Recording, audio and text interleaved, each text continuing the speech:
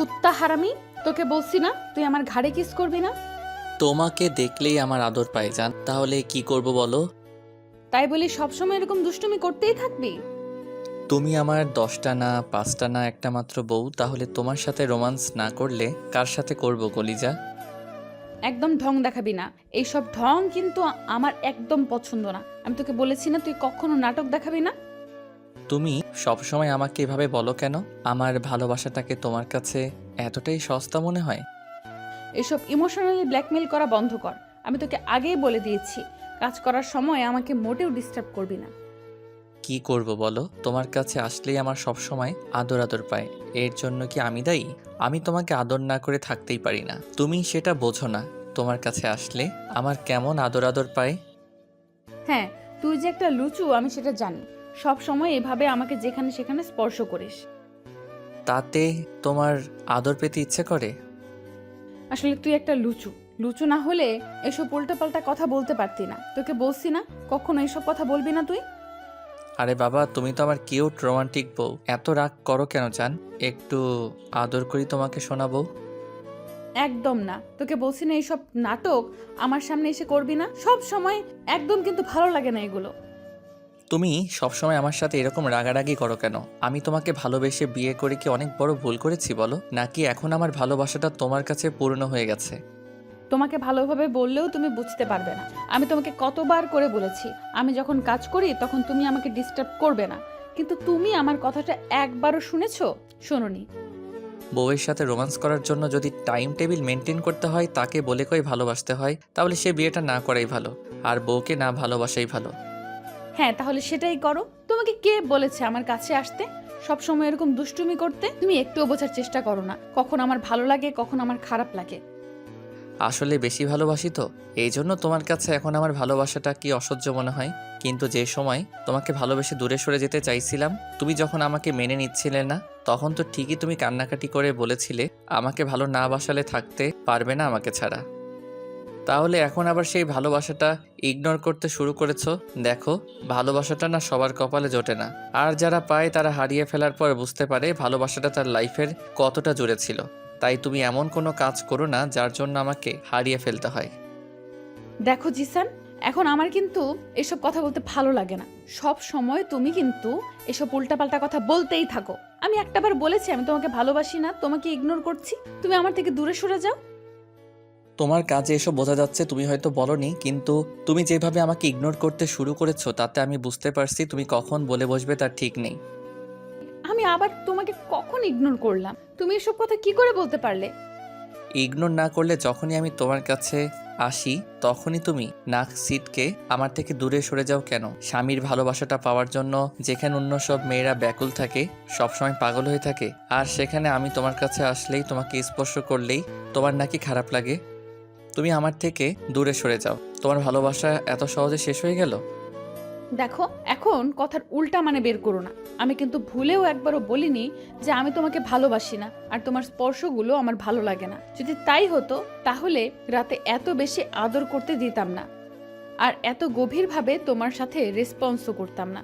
সব সময় এগুলো কিন্তু ভালো লাগে না জিসান। তাহলে কি ভালো লাগে বলো? আমি তোমার থেকে দূরে সরে গেলে তোমার ভালো লাগবে? জিসান, এবার কিন্তু বাড়াবাড়ি হয়ে যাচ্ছে। আমি তোমাকে বলছি না এসব কথা আর বলবে না, এখান থেকে যাও। তারপরে উল্টাপাল্টা কিছু একটা বলে দিলে কিন্তু তোমার খারাপই লাগবে। যেভাবে ইগনোর করছো তাতে মনে হয় খারাপ লাগছে না? আমি তোমাকেই স্পর্শ করলেই তো তোমার সমস্যা, তাই না? আচ্ছা ঠিক আছে, আর কখনো তোমাকে স্পর্শ করব না। তারপর রাতে কান্নাকাটি করবে না, আর বলবে না যে আমি তোমাকে দূরে সরিয়ে দিয়েছি। আমি তোমাকে ভালোবাসি না, আমার ভালোবাসাটা শেষ হয়ে গেছে। আমার বইয়ে গেছে তোমাকে এসব কথা বলতে। তুমি কি করে ভাবলে আমি এত ঢং দেখাতে যাব? সত্যি তো? আর কখনো বলবে না তো আমি তোমাকে কম ভালোবাসি? ভুলেও না। তুমি এখন এখান থেকে যাও, না হলে আমার কাজে ডিস্টার্ব হচ্ছে। স্বামী স্ত্রীর কাছে আসলে যদি কাজে বাধা হয়ে দাঁড়াই, তাহলে আমি আর কখনো তোমার কাছে আসবো না। তুমি এখন থেকে একা একাই থাকো, আর রাতে বুকে নিয়েও ঘুমাবো না। দেখি তুমি কি করে থাকতে পারো আমাকে ছেড়ে। যাও তুমি এখান থেকে, খালি উল্টোপাল্টা কথা। দেখবো রাতে কি করে তুমি আমার থেকে দূরে থাকতে পারো। জিসান একটা মুচকি হাসি দিয়ে সেখান থেকে চলে গেল। আর লিজা কাজ করতে লাগলো। আর মুখটা কেমন যেন কালো হয়ে আছে। জিসান সেটা দূর থেকে খেয়াল করে এসে আবারও লিজাকে পেছন থেকে হঠাৎ করে জড়িয়ে ধরে পেটের উপরে হাতগুলো রেখে তারপর চুলে নাক ডুবিয়ে দিল। জিসানের কর্মকাণ্ডে লিজা শান্ত হয়ে গেল। তারপর যখনই কিছু বলতে যাবে তার আগেই জিসান কয়েকটা কিস করে দেয়। সাথে সাথে লিজা একটু কেঁপে ওঠে আর চোখ জোড়া বন্ধ করে নেয়। জিসান চুমু দিয়ে যাচ্ছে, যার জন্য উল্টাপাল্টা কিছু হয়ে যাবে ভেবে লিজা জিসানকে ছাড়িয়ে নেয়। তারপর যখন জিসান আবার ওকে কাছে টেনে নিতে যাবে, লিজা ওকে সরিয়ে দেওয়ার জন্য হাতটা ঝটকা দিতেই সেটা থাপ্পড়ের মতো করে গিয়ে জিসানের মুখে লেগে গেল, যার জন্য জিসান হতভম্ব হয়ে গেল আর ওকে ছেড়ে দিল। হঠাৎ এরকম কিছু একটা হওয়াতেই লিজা হতভম্ব হয়ে জিসানের মুখের দিকে তাকিয়ে রইল। তখন জিসান একটা মুচকি হাসি দিয়ে বলল, এসবের কিন্তু কোনো দরকার ছিল না। জিসান আমি জানি তুমি এটা ইচ্ছে করে করনি, কিন্তু হয়ে গেছে তাই না? বেশি অস্বস্তি ফিল করছিলে, এজন্য সরিয়ে দিতে চাইছিলে। আচ্ছা ঠিক আছে, আমি এখন থেকে তোমার থেকে দূরে সরে যাব। জিসান আমার কথাটা শোনো। আর কি শুনবো? এরপর আর কিছু শোনার থাকতে পারে? তুমি এখন যে কাজটা করলে এতে আমি বুঝে গেছি তুমি আমাকে কতটুকু ভালোবাসো। এখন আর আমাকে তোমার সহ্য হয় না, সেটা বোঝা হয়ে গেছে। আসলে আজকে তোমার এরকম একটা কাজে বুঝতে পেরেছি ভালোবাসাটাও একটা সময় পুরনো হয়ে যায়, আর সেটা তুমি আমাকে বুঝিয়ে দিয়েছো। বাবু তুমি ভুল বুঝছো। তুমি বুঝতে পারোনি তাই তো, আর বুঝতে হবে না। তবে একটা কথা কি জানো তো, আমি ভেবেছিলাম তুমি কোনো কারণে রাগ করে আছো আমার উপর, তাই রাগটা ভাঙানোর জন্য এভাবে জোরপূর্বক নিজের কাছে টেনে নিতে চেয়েছিলাম। কিন্তু তুমি যে এতটা বিরক্ত আমার প্রতি সেটা বুঝতে পারিনি। আচ্ছা ঠিক আছে, আমি আর কখনো তোমাকে এভাবে ডিস্টার্ব করব না, তাহলেই তো তুমি হ্যাপি থাকতে পারবে। জিসান কথাটা বলে চলে যেতে গেলেই লিজা ওর একটা হাত ধরলো। তখন জিসান হাতটা ছাড়িয়ে নিয়ে বলতে লাগলো, তোমার কোনো অধিকার নেই আমার হাতটা ধরার। কথাটা বলে জিসান রুমে চলে গেল। তারপর ওয়াশরুমে গিয়ে বেশ কিছুক্ষণ চোখে মুখে পানি দিল। আয়নায় বারবার নিজের মুখটা দেখতে লাগলো। 5 আঙুলের দাগটা বসে গেছে গালে, ফর্সা চেহারাটা কেমন কালো হয়ে গেছে। অন্যদিকে লিজা রান্নাঘরে দাঁড়িয়ে কিছুক্ষণ চুপচাপ একটু আগের কথাগুলো ভাবতে লাগলো। এরই মাঝে আম্মু এসে ওকে জিজ্ঞাসা করলো, মামনি কি হয়েছে? তুমি এভাবে মন খারাপ করে আছো কেন? কোনো সমস্যা হয়েছে? আম্মু এমনিতে আসলে বাসার কথা মনে পড়ছিল এজন্য। বাসার কথা মনে পড়লে বাসা থেকে ঘুরে আসো, তারপরে এরকম মন খারাপ করে থেকো না। তোমরা জানো আমি তোমাকে কতটা বেশি নিজের মেয়ের মতো দেখি, তাই ছেলে মেয়ের মন খারাপ থাকলে সেটা কি খারাপ লাগে না বলো? ঠিক আছে আম্মু, কিন্তু তোমার ছেলের অফিসটা ছুটি হোক, তারপর না হয় গিয়ে কিছুদিন পরে আসবো। সেটা তোমার ইচ্ছা। আচ্ছা শোনো মামনি, আমি অনেকদিন যাবৎ একটা কথা তোমাকে বলতে চাইছি, কিন্তু বলা হয়ে উঠছে না। জি আম্মু, বলো কি কথা। বলছিলাম কি, তোমাদের বিয়ের তো অনেক দিন হলো, এখনো কি তোমাদের আরো সময় লাগবে নাকি? খুব শীঘ্রই আমরা সুখবরটা পাবো। আম্মু তুমি কিসের কথা বলছো? আমি কিন্তু কিছুই বুঝতে পারছি না। কিসের কথা তুমি কেন বুঝতে পারছো না? আমি তোমাদের বেবির কথা বলছি। বিয়ের তো 6টা মাস হয়ে গেল, এখন অবধি আমরা সুখবরটা শুনতে পেলাম না। নাকি আরো সময় লাগবে সুখবরটা শোনার জন্য? আম্মুর কথাতে খানিকটা লজ্জা পেয়ে গেল। তখন আম্মুর মুখটা তুলে তারপর মুখের পাশে হাত রেখে বলতে লাগলো, মামনি, এত লজ্জা পাওয়ার কিছু নেই, এটা তো স্বাভাবিক তাই না? আর তোমার কি আম্মু ডাক শুনতে ইচ্ছে করে না, নাকি জিসান তোমাকে বারণ করেছে তাড়াতাড়ি বেবি নিতে? আসলে ভেবেছিলাম আমার অনার্সটা কমপ্লিট হলে বেবিটা নিব, আর 6টা মাস তো সময় আছে, তারপর ভেবেছিলাম একটা বেবি নিব। কিন্তু তুমি যখন বলছো। না না মামনি, কোনো চাপ নেই। আমি তো তোমাদের শুধু বিষয়টা বলে রাখলাম। আর আমাদের বয়স হয়েছে, কখন কি হয় সেটা তো বলা যায় না, তাই না? ওই জন্য বলছিলাম আর কি। আর আমাদেরও তো দাদু দিদা ডাক শুনতে ইচ্ছে করে, তাই না? এজন্যই তো ছেলেকে এত তাড়াহুড়ো করে বিয়ে করালাম। ঠিক আছে আম্মু, আমি তোমার ছেলের সাথে কথা বলবো। লিজা লজ্জায় পুরো লাল হয়ে যাচ্ছিল। তারপরেও আম্মুর সাথে বেশ স্বাভাবিকভাবেই কথা বলল। আসলে জিসান আর লিজা দুজনকে ভালোবেসে বিয়ে করেছিল, আর এখন ওদের মাঝে কেমন বোঝাপড়া সেটা তো আপনারা জানতেই পারলেন। জিসান বিয়ের পর 3টা মাস পর থেকেই বুঝতে পারছে লিজা কেমন যেন ওর প্রতি একটু আনিহা দেখায়।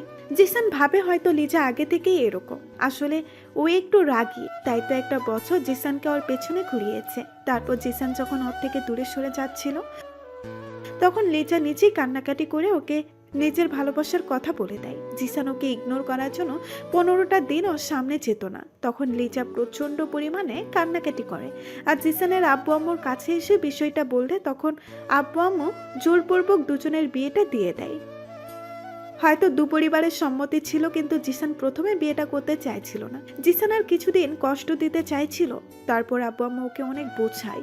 আর জিসান বিয়ের প্রথম রাতে সেদিন লিজাকে বলেছিল ওকে মেনে নিবে না। তখন লিজা জিসানের পা জড়িয়ে ধরে অনেক কান্না করলে জিসান ওকে বুকে জড়িয়ে নিয়েছিল আর বলেছিল ওকে কষ্ট দেওয়ার জন্য এমনটা করেছে। তো লিজা রান্না শেষ হয়ে গেলে রুমে গিয়ে দেখে জিসান কপালের উপরে হাত রেখে বসে আছে। তখন লিজা কিছুক্ষণ জিসানের মুখের দিকে তাকিয়ে রইল। জিসান জানে লিজা কখনো ওকে ইগনোরটা সহ্য করতে পারে না, তাই জিসান জিজ্ঞাসা করলো, কি হলো, তুমি আমাকে কিছু বলবে?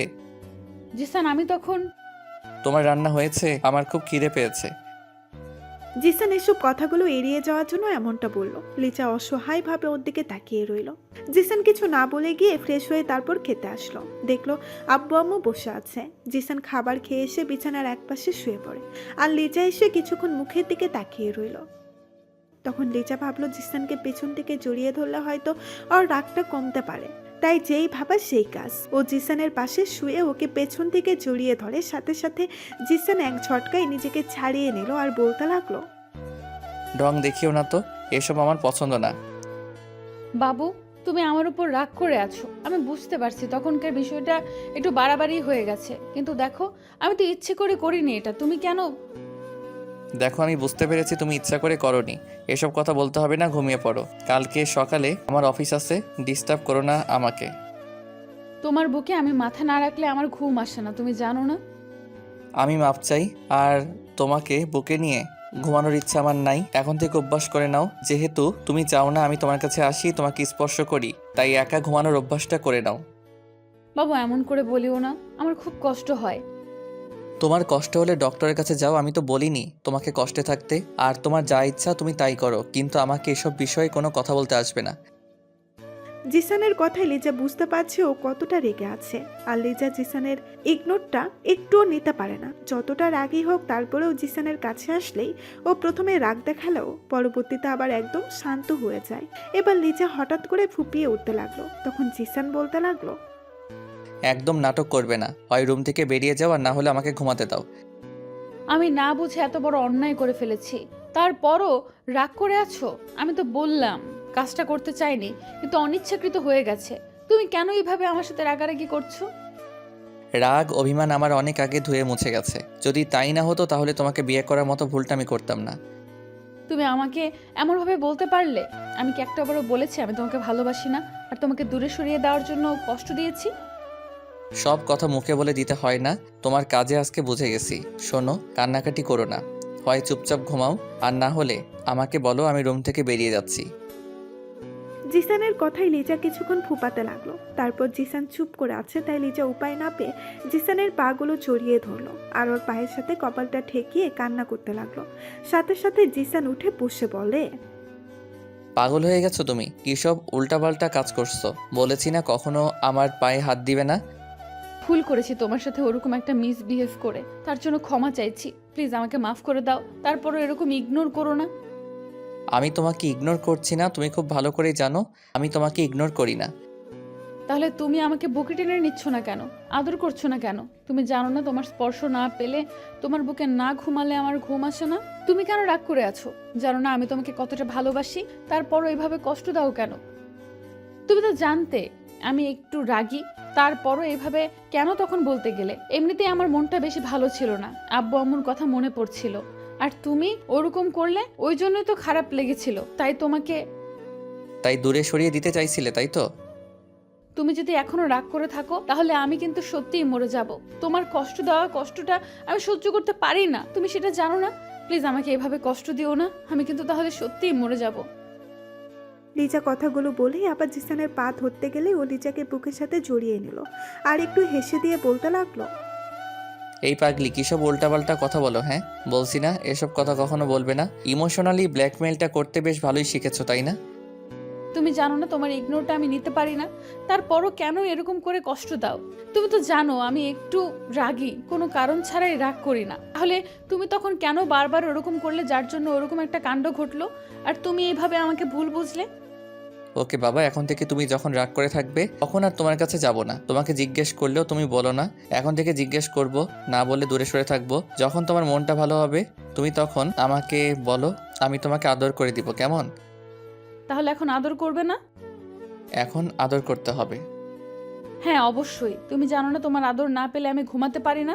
এখন অনেক আদর দিবে আমাকে। ওকে বাবা, দিচ্ছি।